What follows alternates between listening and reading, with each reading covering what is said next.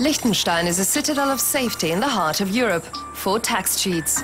Bank secrecy is a hallowed law. Inquiries by tax investigators are refused. Many European countries lose billions of euros in tax revenues as a result.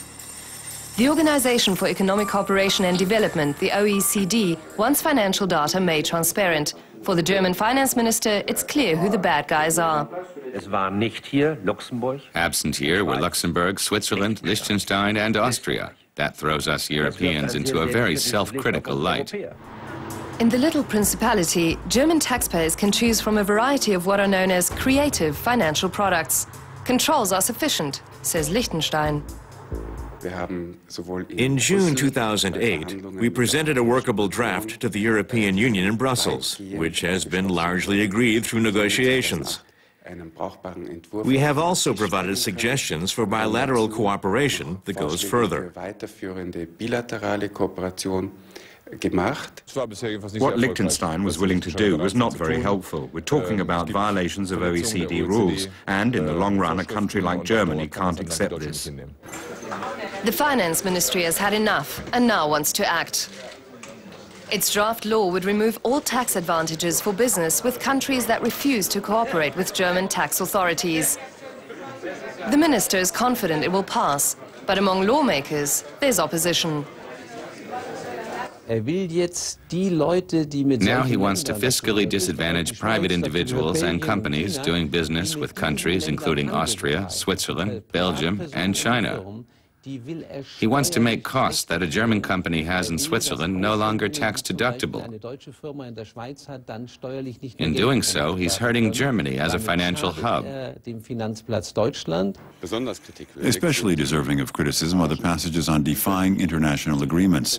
Germany has made more than 100 pacts with countries that regulate bilateral taxation issues. That means we concluded 100 agreements, tried to reach a reliable agreement 100 times, and all at once it could be thrown over the heap with just one directive. If the law is passed, doing business with Switzerland would become difficult and costly. Companies like Lufthansa would have to pay taxes twice, in Germany and Switzerland. It all began when Deutsche Post CEO Klaus Zumwinkel was discovered to have evaded tax of nearly €1 million by parking his money in Liechtenstein. The matter came to light only because an informant gave files of sensitive information to German prosecutors. Legally, there is no way to uncover the fraud. Zumwinkel pled guilty and took his punishment, 2 years on probation and €1 million fine. But he's far from the only one. Tax fraud in Germany is big business. The state loses out on gigantic sums it's entitled to, an estimated €30 billion annually. Authorities say tax havens like Liechtenstein should stop earning at the expense of German taxpayers. Our demand, which supports that of the finance minister, is that our international partners provide official assistance in enforcing German tax law, just as in the OECD Model Convention. Many countries do so, but some don't. And we want the possibility of imposing sanctions.